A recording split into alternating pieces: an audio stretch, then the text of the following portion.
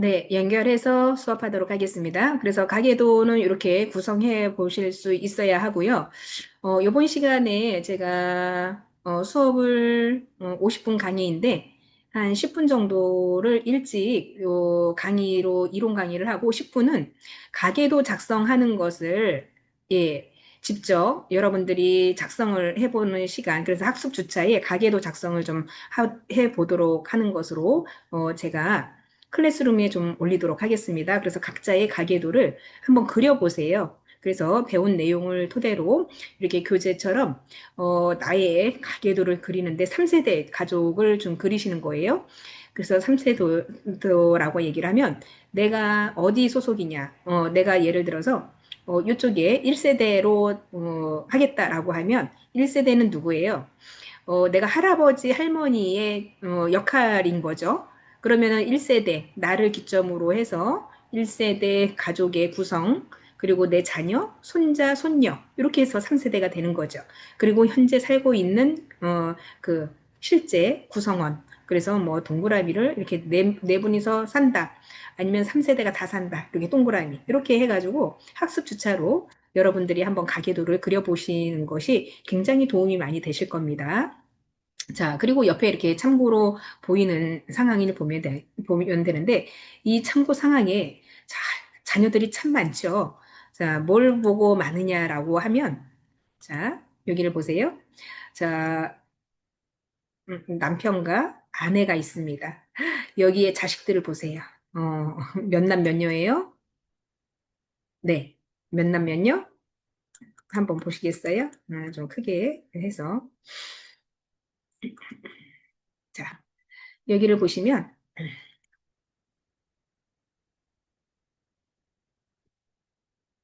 자, 아들, 딸들이 있는데, 저기, 몇 남 몇 년이면, 하나, 둘, 셋, 넷, 다섯, 여섯, 여섯, 여섯에 지금 현재, 뭐, 임신까지 있다라고 하는데, 6명의 아이를 낳았어요.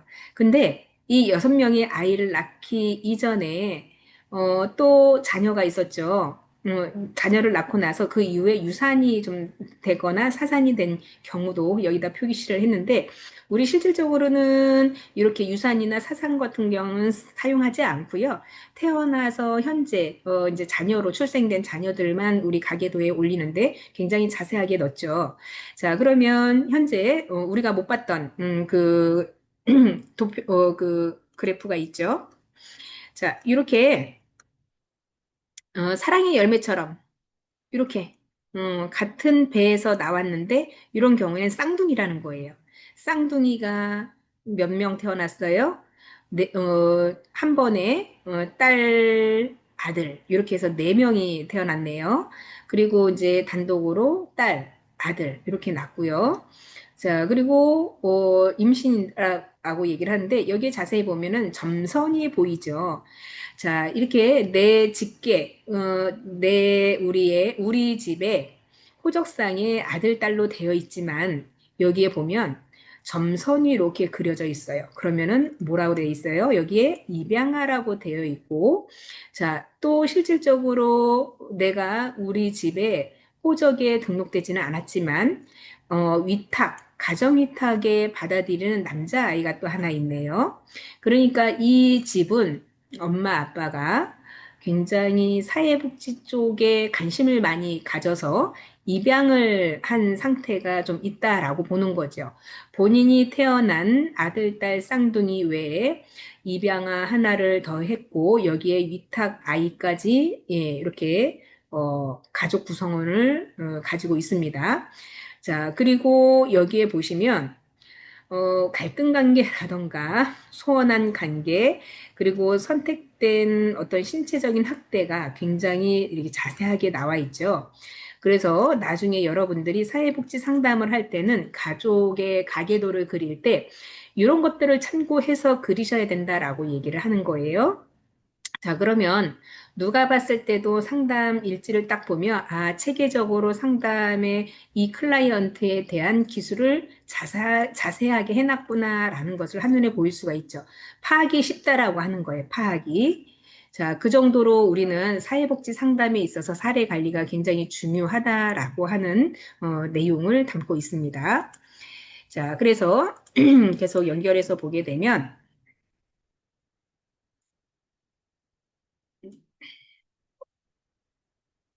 네, 요거를 좀,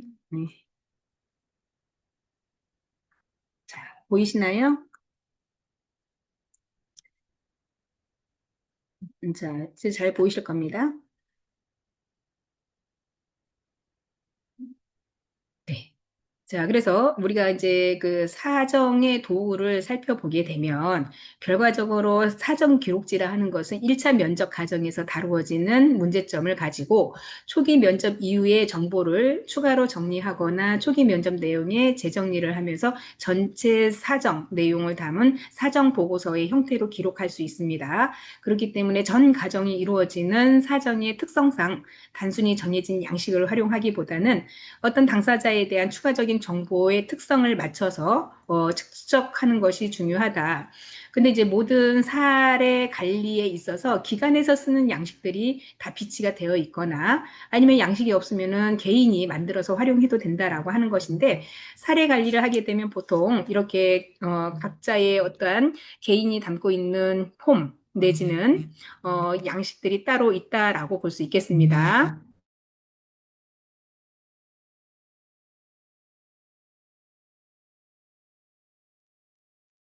그래서 전 가정에서 이루어지는 사정의 특성상 단순히 정해진 양식을 활용하는 것도 좋고요. 그리고 기관에서 사용하는 양식이면 뭐 더 말할 것도 없죠. 자, 그래서 우리 표 187페이지 사정 기록지 양식에 대한 작성 방법을 좀 참고하시면 될 것 같고요. 여기에 따른 내용에 보면, 양식이 사전 기록지 양식이라 해서 뭐 책을 가지고 있으신 분들은 참고하시면 될 건데 보통 사전 기록지에는 사정에 관련된 그 우리 상담의 기록을 보면 순서가 있겠죠. 넘버링이 있을 거 아니에요. 뭐 예를 들어서 사건 번호 1, 2, 3, 4 이렇게 하는 것처럼 그래서 그해 연도 2025년 예를 들어서 1월부터 상담을 했다라고 하면 2025년 1월 달에 01로 쓰고 날짜를 뭐 11일이다 그러면은 0112 이렇게 나가도 되고요. 지금 이제 뭐 10월 달이잖아요. 그럼 2025년 11월 12 이런 식으로 넘버링을 매겨 놓으면 이제 그 기간에서의 1년 번호 그래서 몇 월 며칠에 몇 년도 몇 월 며칠에 상담한 케이스구나라고 이제 쉽게 어떤 약속된 넘버링이 될 수 있다라고 보는 거죠. 자, 그래서 사전 기록지 내용상 우리가 이제 뭐 사정에 관련된 일자와 누구를 상담을 어떻게 했느냐, 그래서 욕구 사정에 관련된 내용들 이런 것들이 이제 세세하게 작성될 필요가 있는 것이고요. 실제로 이제 사례 관리에 관련된 강조하고 싶은 이야기가 이렇게 책에 나와 있듯이 이렇게 이제 하나의 사례라고 보시면 되겠는데 요거는 뭐 중요한 내용이 아니니까 그냥 넘어가도록 하겠고요. 자, 그리고 우리 서비스 계획과 계약이라고 되어 있죠? 그래서 교재 191페이지입니다. 요거 참고하시면서 보게 되면 계획과 계획 수립이라고 하는 것은 결국에는 계획이라는 것은 당사자와 사례 관리자 간의 어떤 합의 과정에서 장단기 목표를 구분하는 것이 필요하는데 여기에 따른 우선순위가 중요하다라고 하는 것이죠. 그래서 우선순위는 누구의 우선순위예요? 예, 사례 당사자의 우선순위가 되겠습니다. 관리자의 우선순위가 아니에요. 그러다 보니까 목표 설정에 가장 적합한 해결 방법 모색을 위해서 사례 관리 당사자에 대한 개별적인 서비스를 계획하는 데 있어서 구체화하는 과정이 바로 이 사례 회의를 통해서 할 수 있다라고 보는 건데요. 서비스 계획에 대한 기능을 살펴보게 되면 우리가 기능에 있어서는 당사자의 합의를 통해서 목적을 설정하는 것이고 이 목적을 달성하기 위해서는 목표의 하위 목표가 정해져야 되고 수단과 실천 내용 등에 설정하는 것이 중요합니다. 그래서 구체적으로는 목표의 우선순위 결정, 그리고 서비스에 관련된 내용, 그리고 제공자, 서비스 제공 시기 이런 것들이 여기에 포함되어야 된다라고 하는 내용입니다. 그렇기 때문에 서비스 관련된 계획에 있어서는 제공 기간 등을 계획해서 합의해야 되는데도 불구하고 이렇게 이제 뭐 예를 들면 계획대로 잘 맞아떨어지면 되는데 계획대로 사실 상담이라는 게 다 안 이루어질 수가 있습니다. 그래서 우리가 이제 그런 실천에 있어서의 한국 사례 관리 학회에 따르면 서비스 계획에 관련된 내용을 주요 기능으로 수행되는 과정이 있다라고 하는데 서비스 주요 계획 기능에 대해서는 교재에 참고를 좀 하면 되겠는데요. 여기에는 따로 쉽지는 않았습니다. 제가 그 내용에 대해서 약간 살펴보는 것을 요점 정리를 하자면 사례 관리 당사자의 해결하기를 원하는 당면 과제는 우선순위를 선택할 수 있도록 하는 것이 필요하고요.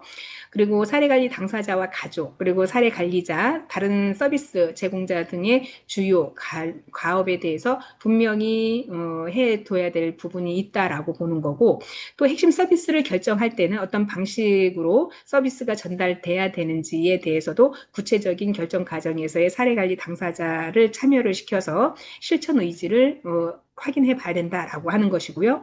또 서비스 계획에 있어서 다양한 기관들이 관여하게 됨에 따라서 책임성 이런 것들이 이제 불분명해지기도 하는데 구체적인 서비스 계획을 통해서 각 기관의 책임성을 분명하게 할 수 있게 해줘야 된다라고 하는 부분이 있어요.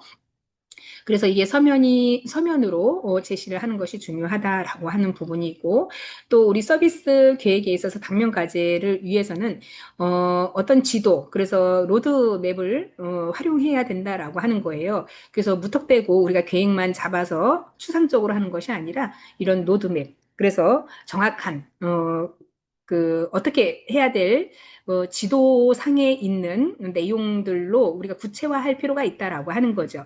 그 지도라고 하는 것은 상담에 있어서 대상자의 목표를 설정하기 위해서는 우리가 나름대로 이렇게 어떤 계획을 추진하기 위해서는 요러요러한 과정을 거쳐서 이런 순서대로 해야 된다라고 하는 로드맵을 제시하는 것이 좋고 활용하는 게 좋다라고 하는 것이고요.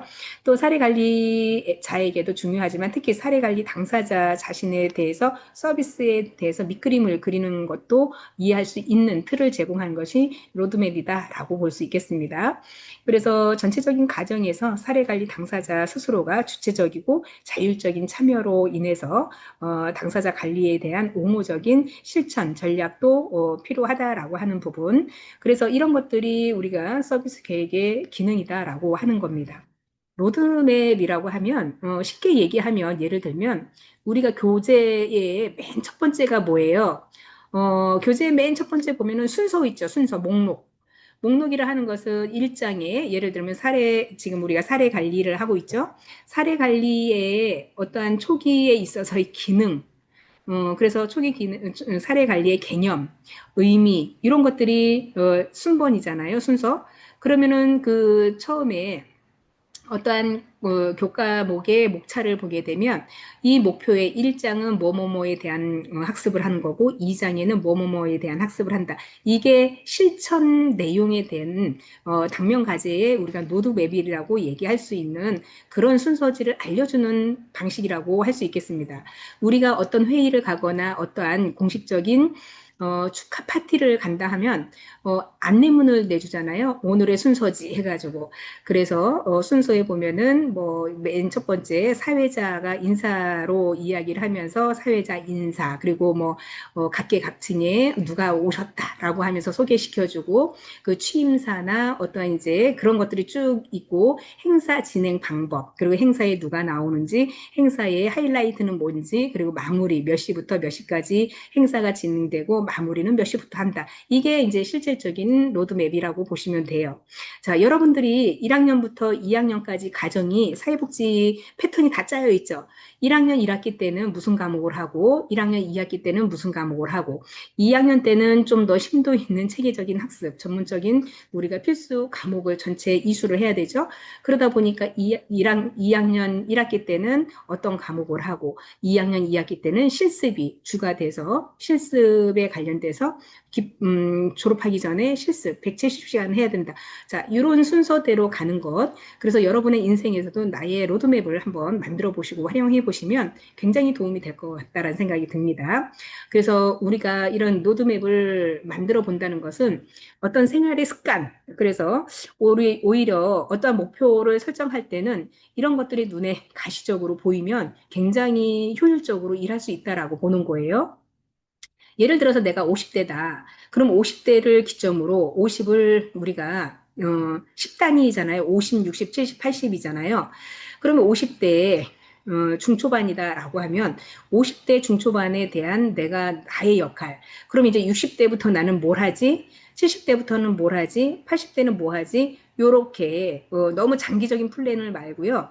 1년 단위로 짜 보셔도 되고 2년 단위로 짜 보셔도 됩니다. 여러분들은 여러 가지의 역할에 있어서 충분히 그런 역할에 소화할 수 있는 능력이 있을 거라 저는 예상을 하고, 자, 그러면은 우리가 시험이 얼마 안 남았다라고 하면 시험에 관련된 내용들을 구체적으로 공부를 해야 되겠죠. 자, 교수님들이 1주차부터 7주차, 2학기는 9주차부터 14주까지 배운 내용을 학습 정리를 한 거로 갖다가 시험 문제를 낸다. 그럼 1장에서 배웠던 내용이 뭐였지? 2장에서 배웠던 내용이 뭐였지? 이런 거를 정리하면서 나름대로 그거에 대한 포인트를 잡아가는 게 공부를 하는 방법인데 내가 공부를 하는 이유는 뭐예요? 좋은 성적. 그래서 그 성적을 나름대로 내가 성취하고자 하는 욕심의 욕구로 이거를 열심히 하려면 그런 플랜을 짜야 된다라고 하는 거죠. 자, 그렇기 때문에 이런 서비스 계획 역시나 내가 어떤 계획을 어떻게 짜느냐에 따라서 달라진다라고 하는 것이고, 실제적으로 이렇게 짜보게 되면 실현 가능성이 그냥 내가 상상했던 거 외보다 더 크다라고 볼 수 있겠습니다. 그래서 이런 로드맵을 많이 짜 보시기도 하고, 그리고 마인드웹이라고 하는 거 있잖아요. 마인드웹 이야기 혹시 들어보셨나요? 마인드맵이라 하는 것을 짜보시면 굉장히 이것도 역시나 이제 젊은 층에서 대학생들이 많이 사용하는 어떤 효율적인 방법에 대한 학습들을 많이 하고 또 메모리가 항상 가능하다라고 볼 수 있는데요. 잠깐 소개해 드리자면 자, 우리는 학습을 할 때는요. 자, 예를 들면 요목화를 한다라고 보면 돼요. 자, 내가 관심이 있는 주제가 건강이라고 합시다. 건강. 네.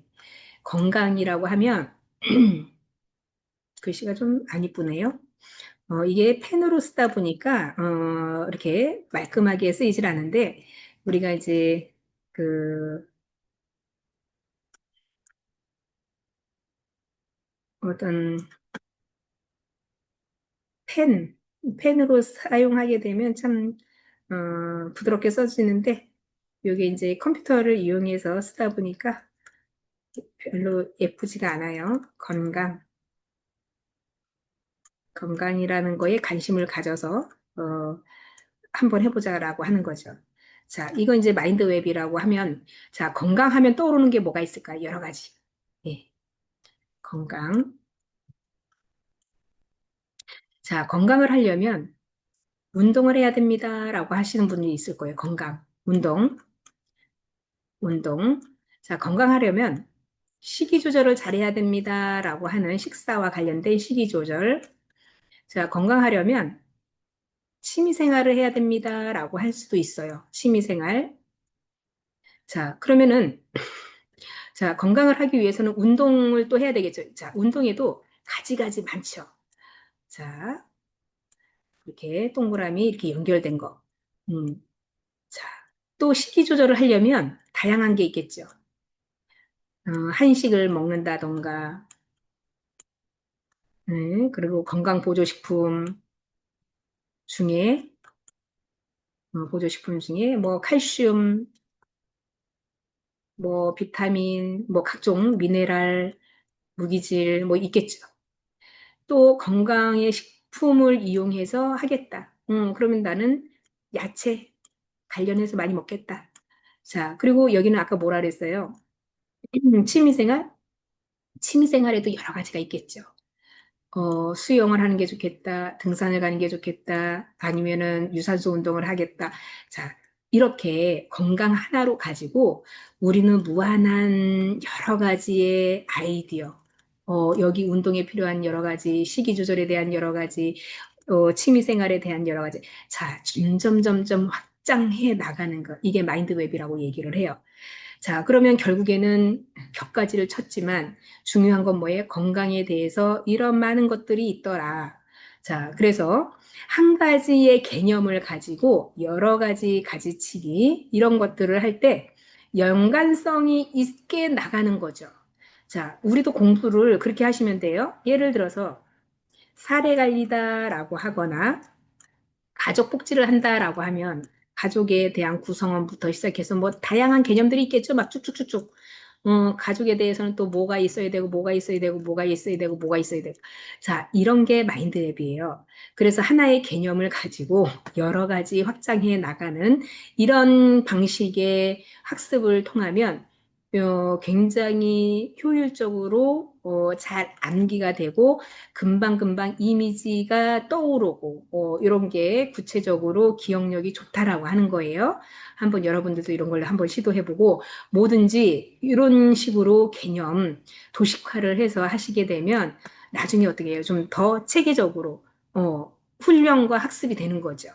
그러면 바로바로 이미지가 연상이 되면서 오랫동안 기억이 남는다라고 보는 거예요. 이게 확실히 학습에 있어서 자기주도 학습이 굉장히 실천에 있어서의 속도가 빠르다라고 하는 겁니다. 요거는 증명이 됐어요. 자, 그래서 우리가 이제 다시 서비스 기능에 관련해 돼서 들어오자면, 자, 사례 관리 관련돼서 여러 가지 우선순위가 정해져야 되는 것이고, 핵심 서비스 과정에서도 전달 방식, 그리고 이 과정에서 사례 관리 당사자가 참여하는 실천 의지를 높여준다라고 하는 거죠.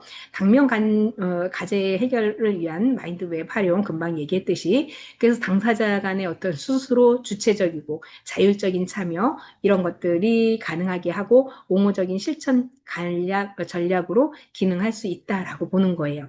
그리고 우리가 기관 내부 사례 관리자나 사회복지 상담을 하고 있는 당사자 사회복지사의 역할 분담에 있어서 업무가 혼선을 방지할 수 있다라고 하는 겁니다.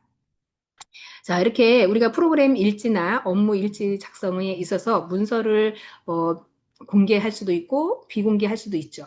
또 어떤 이제 그 학문적인 부분에 있어서 사례 관리를 오픈할 수는 있어요. 근데 이제 오픈하게 되면 당사자에게 이건 이제 동의를 구해서 우리가 오픈을 할 수도 있는 부분이 있는데 이런 것들이 이제 사례 관리 관련된 당내 어떠한 그 사례 회의에 있어서의 논의할 수 있는 여러 가지 기능들이 있다라고 보실 수 있겠습니다.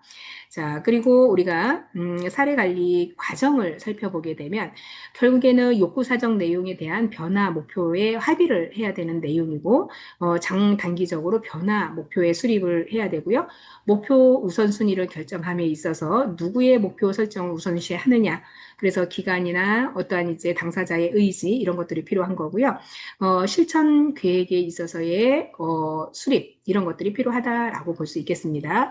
그래서 욕구 사정에 대한 변화 목표의 합의는 보게 되면 변화 목표에 있어서의 사정은 우리가 장단기 목표를 나누어서 설정할 때 있어서 사례 관리 당사자가 원하는 것, 당사자에게 필요한 것들에 상호 관련되어 있어야 하고요. 변화 목표에 있어서는 사례 관리 당사자가 선택한 스스로의 어떠한 긍정적인 표현이 있어야 된다라고 볼 수 있겠습니다. 그래서 평가가 척도가 되므로 최대한 구체적이고 측정 가능하도록 현실 있게 설정을 해주는 것이 있어야 된다라고 하는 부분. 그리고 변화 목표의 합의 과정에 없이 사례 관리 혼자서 목표를 수립한다면 단순히 서비스를 연결하는 중개자의 역할밖에 안 된다라고 하는 거예요. 그래서 서비스 연결을 할 때는 우리가 최대한 사례 관리 당사자의 어떤 실천 의지를 확인을 해 볼 필요가 있다라고 볼 수 있고요. 목표에 있어서 변화 목표는 사례 관리자가 일방적으로 수립하는 것이 아닙니다. 그렇기 때문에 당사자의 욕구 사정 내용을 다시 한번 재확인할 필요가 있고 서로 상호 협의하는 과정이 필요하고 사례관리 당사자에 있어서의 어떤 의사소통이 어려움이 있는지 확인할 필요가 있다라고 보는 거죠. 그래서 사례관리 당사자들을 둘러싼 다양한 체계, 그래서 가족이나 장애의 어떤 활동 지원이 있는지 이런 것들을 의견을 수렴할 필요가 있고 목표를 수립할 수 있어야 하는 것이 바로 이제 목표 변화에 대한 여러 가지 합의점에 도달할 수 있는 욕구를 파악하는 것이 필요하다라고 볼 수 있겠고요. 또 장단기적으로 변화 목표의 수립에 있어서 우리가 사례관리 서비스의 종결 시점이 나타나는 변화에 관련돼서 대부분 6개월 이상의 기간이 소요될 수 있다라고 하는 것이 뭐 장단기 목표가 있습니다. 그래서 단기 목표는 3개월 이내에 달성 가능한 목표로 잡으면 되고요. 장기 목표 달성에는 어떤 기여, 그래서 더 필요한 부분이 있는지 수립할 필요가 있습니다. 그래서 목표에 있어서 사례 관리는 전 과정을 도달하는 시점이기 때문에 실천 계획에서의 어떤 목표는 굉장히 처음부터 간단하게 잡는 게 아니라요. 심사숙고해야 된다라고 하는 거예요. 그래서 가업이나 실천 과정을 구체화한 것이 바로 목표 수립에 관련된 첫 번째 단계이기 때문에 그렇습니다. 그래서 우리가 서비스 제공자와 제공 기간에 대한 합의가 이 시기에는 필요한 거죠. 그래서 누가 어떤 방식으로 수행할 때 가장 효과적인지 욕구 영역별로 제시된 구체적인 가업을 누가 어떤 방식으로 제공하는가에 대한 바람직한 가에 대한 초점도 이 기간에선 탐색을 해야 됩니다. 그리고 우리가 이제 그 1차적인 관계에 있어서 지역사회 비공식적인 지자체에서도 1차적인 고려 대상이 되어야 하는 것이고요. 비공식 지지 체계에서도 적극적으로 참여시키고 관계성을 유지하고 증진시키는 데 있어서 누구를 여기에다가 투입을 시킬 건지 이런 것들도 확인할 필요가 있습니다. 그리고 전문적인 서비스 제공 기관의 어떤 그 지원을 통해서 효율적으로 효과적으로 하기 위해서는 다양한 지자체의 자원을 탐색하는 것이 필요하다라고 볼 수 있겠고요. 자원의 한정에 있어서 부딪히는 부분이 있다라고 하면 그 부분까지도 계획에 수립을 같이 넣어야 된다라고 하는 점이 있겠죠. 그리고 주변에 관련된 관계의 역할 분담도 있을 수 있는데 보통 이제 우리가 이런 부분은 비공식적인 체계에 있어서의 가족이나 이웃이나 지역사회, 종교기관이나 역할, 이런 지자체에서 역할에 대한 구체적인 정보, 이런 것들이 있어야 될 필요가 있다라고 보는 거고요. 이런 것들도 이제 한 번씩 봐야 되는 부분이고, 시간에 관련된 계획도 수립을 해야 된다라고 하는 거죠. 우리가 시간이라고 하는 것은 구체적으로 서비스 제공 주기나 기간, 이런 것들이 해당 서비스 기간의 정책에 맞는지, 지침이 될 수 있는지, 이런 것들도 좀 판단해 볼 필요가 있고, 그리고 변화의 목표 달성에 충분한 기간이 제공될 수 있도록 계획을 작성하는 것이 중요하다라고 볼 수 있겠습니다.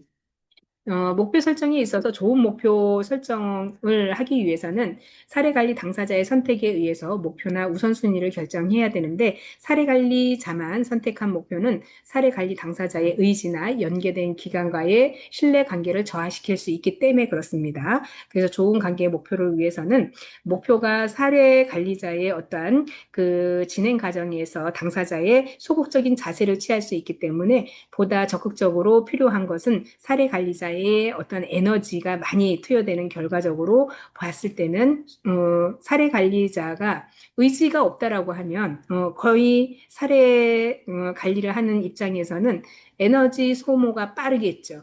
그래서 소진될 가능성이 높기 때문에 당면 과제에 있어서의 사례 관리자의 신뢰 관계 이런 것들도 체크해 볼 필요가 있다라고 하는 거죠.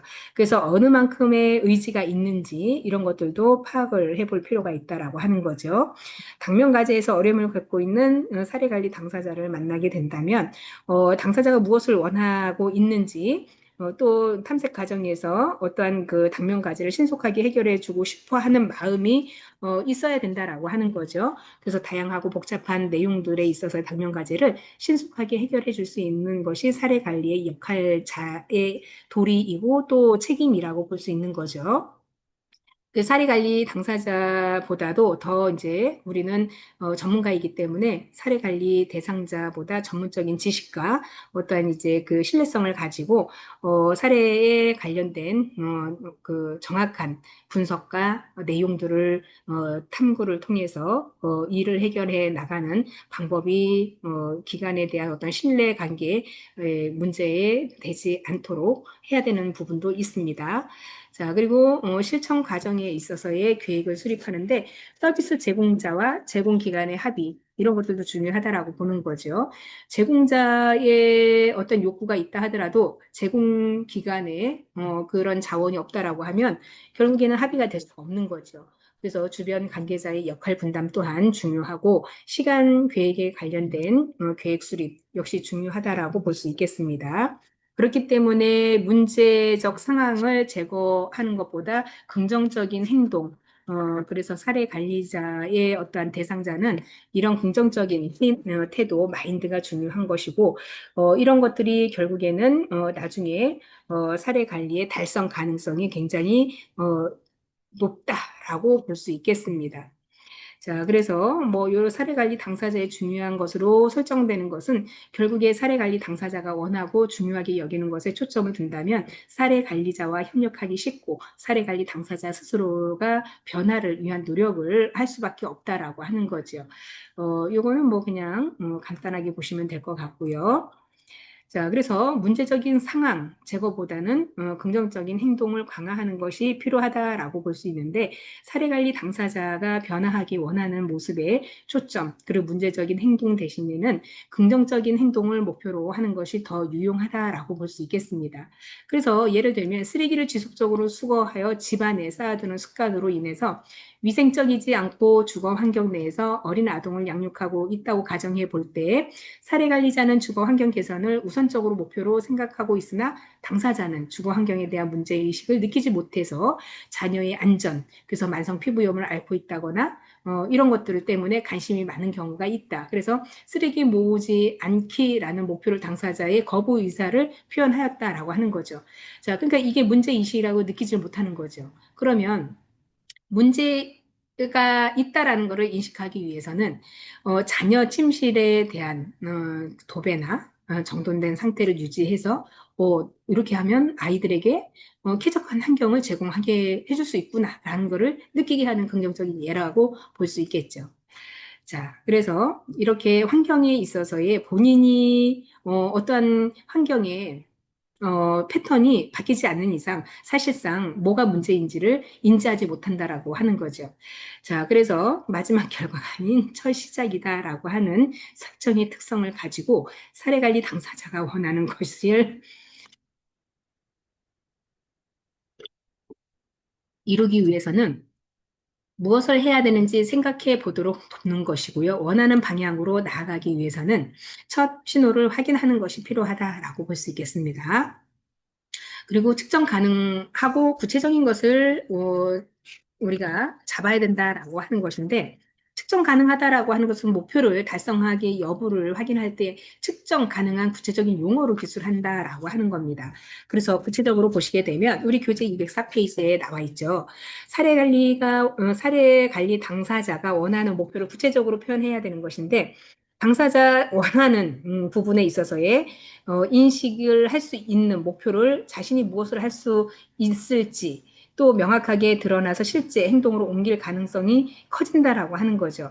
그래서 추상적인 모호하고 애매한 사례 관리의 방향을 종결시켜서 구체적인 목표를 설정을 하게 되면 사례 관리 당사자는 그 사실을 빨리 인식하고 인지를 한다라고 하는 거죠.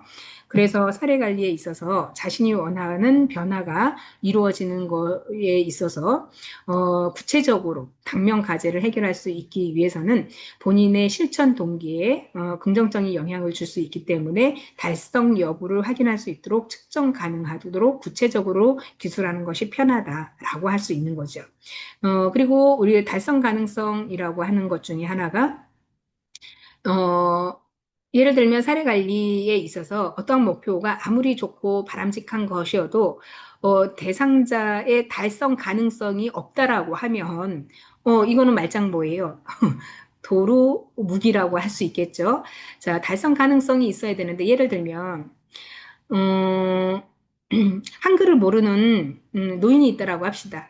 그러면 한글을 모르는데 자꾸 좋은 뭐 우리가 교훈이나 어떠한 실질적으로 자꾸 예를 들어서 자, 한글을 모르는 어르신 댁에 이렇게 늘 A4 용지로 어르신 오늘은 1번 실천 오늘은 건강을 생각해서 식사 당뇨식이 그래서 당뇨식이 적게 식사하시고요. 두 번째 운동 많이 하시고요. 운동 많이 하시고요. 세 번째는 규칙적으로 예, 이렇게 식사와 운동과 이런 생활을 하셔야 됩니다라고 하면서 구체적으로 써놓고 갔어요. 벽에 붙이고 냉장고 앞면에. 근데 한글을 모르시는 분이 1번, 2번, 3번 무슨 내용인지 어떻게 알아요? 자, 그러면 이 눈높이에 맞춰서 한글을 모르시니까 여기 A4 용지에다가 그림으로 1번 뭐예요? 식사와 관련돼서 밥. 그래서 구체적으로 밥 이제 뭐 잡곡밥이라고 합시다. 잡곡밥 반 공기 이런 그림을 그려서 반찬 몇 개, 고등어 그림, 콩나물 그림, 뭐 무침나물 이렇게 해가지고 구체적으로 알기 쉽게 이해 가능성 있게 해주는 거예요. 두 번째 식사하시고 30분 후에 운동하는 그림. 그래서 실제로 뭐 밖에 나가서 걷는 사람이 운동하는 모습의 포스터 이런 걸 갖다 부착을 하는 거고요. 세 번째는 규칙적으로 시계 그림을 그려놓고 계획표로 갖다가 이렇게 사람이 몇 시부터 몇 시, 몇 시부터 몇 시, 몇 시부터 몇 시는 뭐 활동하고 자 이렇게 현실적인 목표를 세울 수 있을 정도의 당사자의 학력이라던가 연령이라던가 인지 수준 이런 것들을 파악을 해야 된다라고 하는 거예요. 그래야 실질적으로 달성 가능한 목표를 가능성 있게끔 성취를 한다라고 하는 겁니다. 자, 이런 것들이 우리가 사례를 통해서 해볼 수 있는 여러 가지의 역할들인데요. 우리나라는 이제 문맹 국가 중에서도 굉장히 문맹이 없는 나라 중에 한 나라거든요. 아프리카나 아니면 아세안의 아직도 그 오지의 사람들은 나라의 그 언어가 그 구체적으로 쓰는 거에 대해서 잘 몰라요. 읽는 것도 잘 몰라요. 문맹 국가들이 사실상 많다라고 보면 우리나라는 문맹률이 거의 없죠. 자, 근데 과거에 60년대 이전에 할아버지 할머니 이전 세대들은 학교를 다니지 않은 세대들은 아직 한글은 잘 몰라요. 자, 그렇기 때문에 대상에 따라서 우리가 사례 관리를 할 때 이런 것까지도 고려를 하고 해야 된다라고 하는 거죠.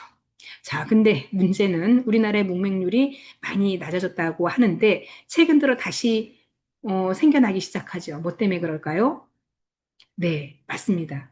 우리나라에 이제 이민을 온, 그 인구들이 점점 늘어나고 외국인 근로자들이 늘어나고 하다 보니까 말하고 듣는 거는 가능해요. 소통은 돼요. 근데 읽기 쓰기가 힘들어요.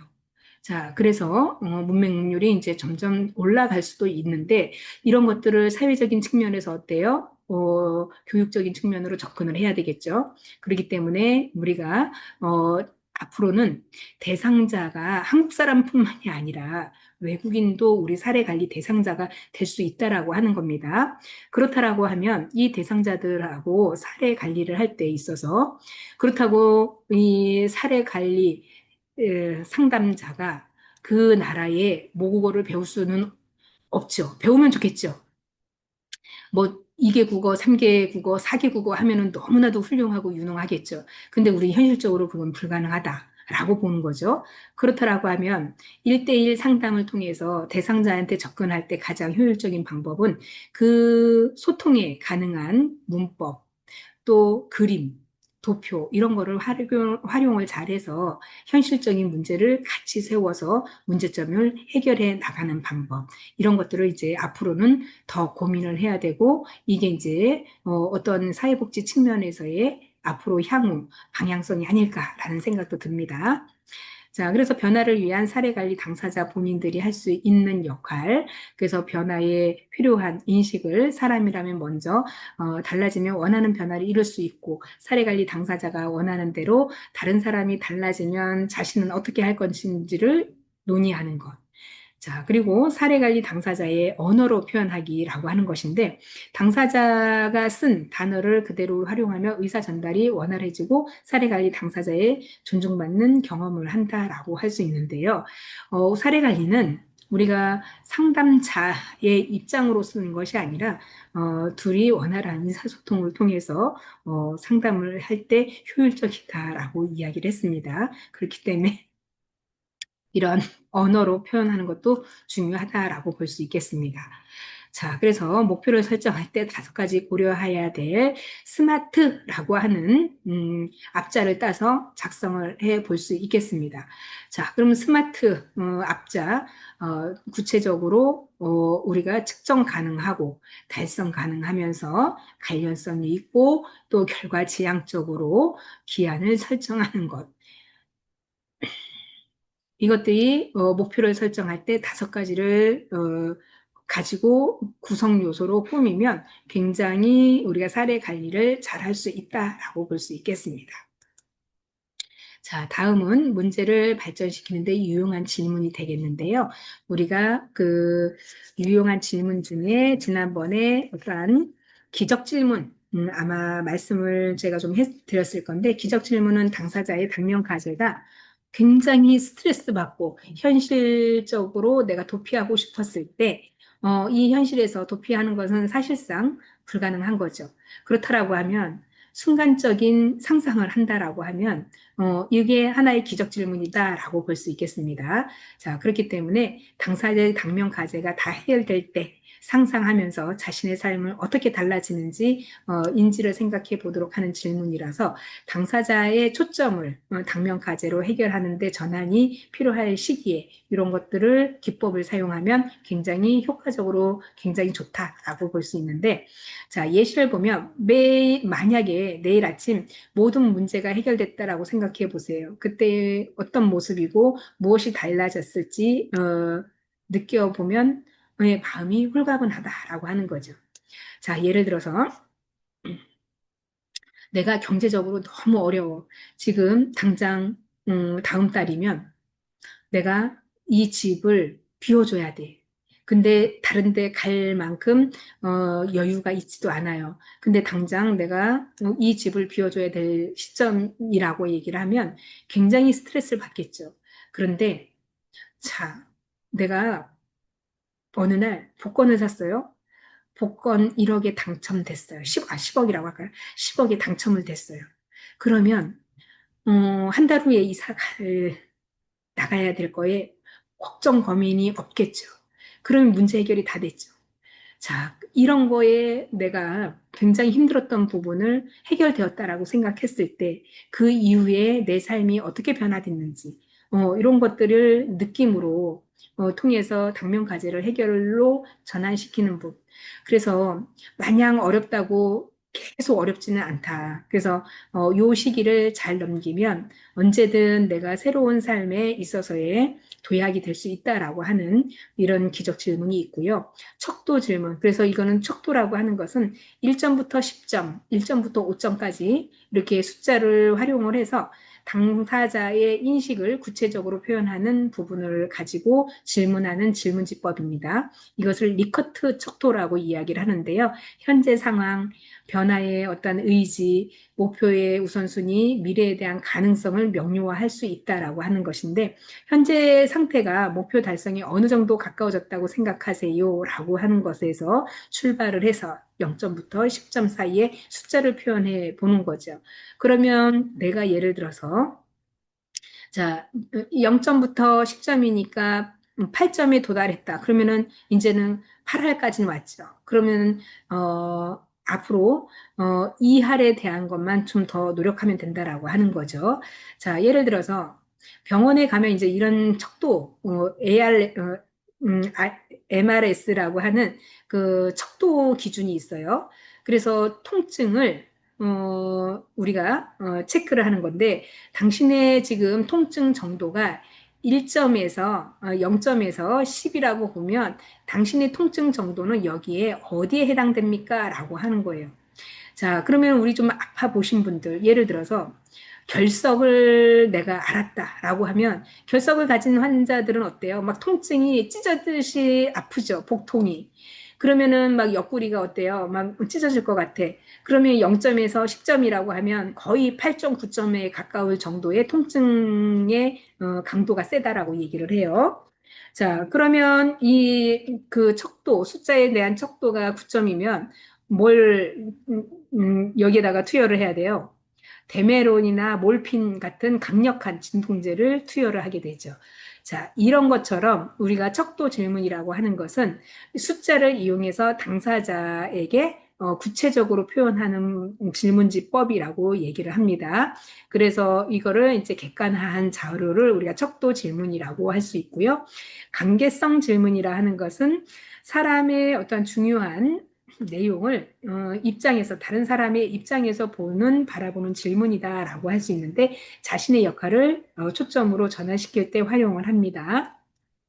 예를 들면 당신의 문제를 해결하려면 가족들은 어떤 변화를 느끼게 될까요? 만약 이 목표가 달성되면 어머니는 어떤 반응을 보일까요? 라고 이야기를 하는 거죠. 자, 그래서 관계성 질문에 있어서 예를 들면 남편이 알코올 중독인데 또는 흡연 중독자인데 부인이 알코올이나 흡연을 너무 싫어해요.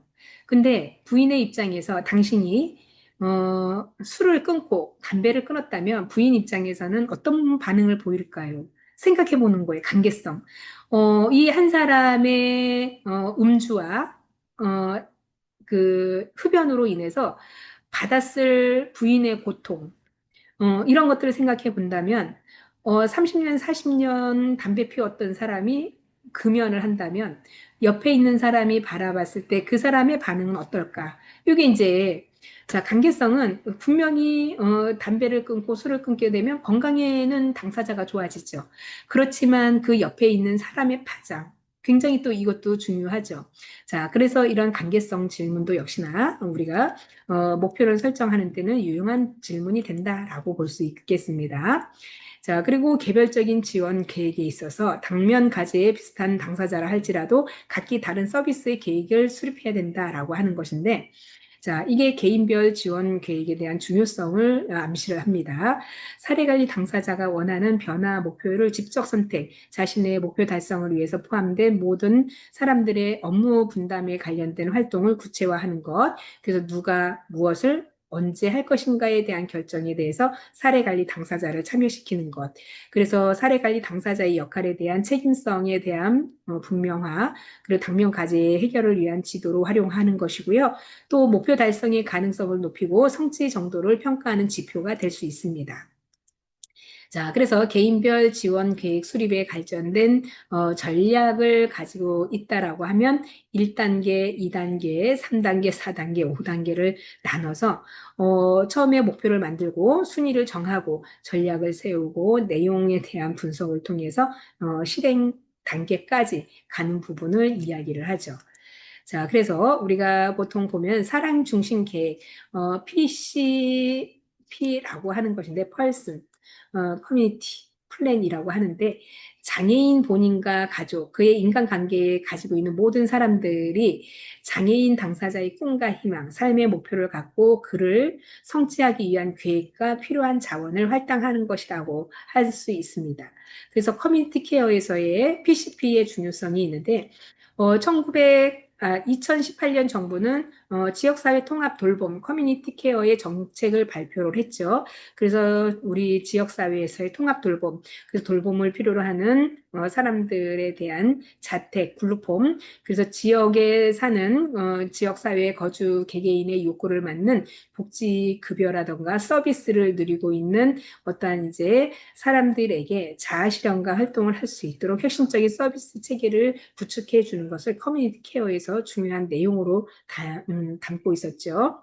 자, 이런 활동을 통해서 장애인 복지관에서의 사람 중심 지원이나 시민 옹호인 양성 자조 모임, 그리고 또 마을 만들기, 지역사회 중심 실천이 적극적으로 강조가 되기 시작했습니다.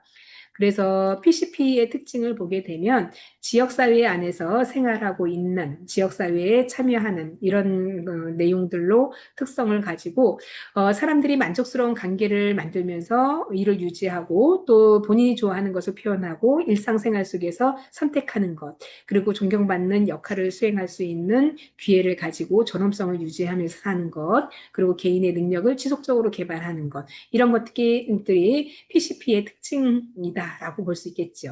그래서 중요한 개념은 사례관리 당사자가 중요하다라고 볼 수 있는 것이고, 또 당사자를 위해서 중요한 것은 개인 차이의 어떠한 지원을 벗어나서 조직과 시스템의 차이에 대한 변화를 통해서 사람 중심 시스템을 구축하는 것을 PCP에서 중요한 개념으로 담고 있다라고 볼 수 있겠습니다.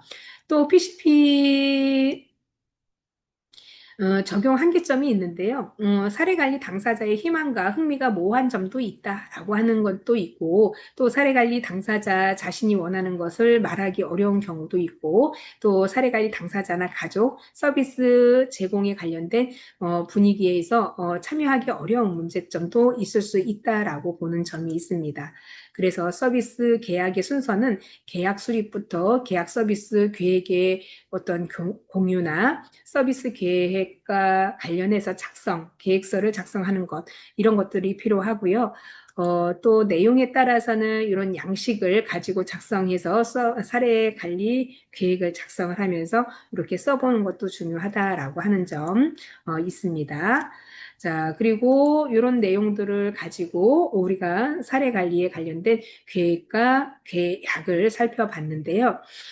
이런 내용들을 우리가 좀 이제 계속 반복적으로 학습을 하게 되면 나름대로 어때요? 한 번 듣고 두 번 들으면 자꾸 귀에 와 닿죠. 그러다 보면 이게 하나의 이제 내가 조금씩 이 메시지가 이제 머릿속에 인지가 되는 부분이죠. 그러다 보면 사례 관리라는 게 이런 거구나라는 것을 와 닿게 된다라고 하는 거죠. 그래서 우리가 반복적인 학습이 중요하고 자꾸 들어도 잊어버리는 시기가 지금 시기라고 볼 수 있겠습니다. 그렇기 때문에 내가 책을 뭐 책상 앞에서 늘 보는 사람이 아니라면 우리는 또 잊어버리고 잊혀지고 하는 그런 세대에 지금 살다 보니까 이렇게 강의를 통해서 듣는 것도 역시나 기동량도 굉장히 필요한 부분이다라고 볼 수 있겠습니다. 자, 그래서 구주차의 강의는 어떤 자원의 실행과 개발, 확대, 관리. 그래서 우리 페이지는 117페이지가 아닌데 페이지는요. 225페이지예요. 요 페이지 수가 잘못됐습니다. 요거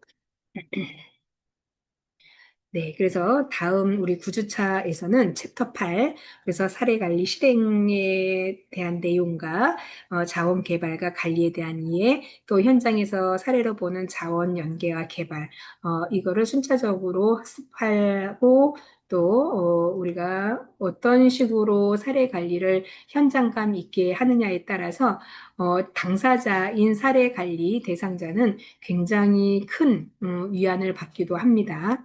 자, 그래서 다음 시간에 이 챕터를 살펴보기로 하고 오늘은 여기서 마무리하도록 하겠습니다. 시간이 나시는 분들은 우리가 그 가족 가계도 한번 그려보시는 것도 도움이 상당히 될 거라고 사료됩니다. 오늘 강의 여기서 마무리하도록 하겠습니다. 감사합니다.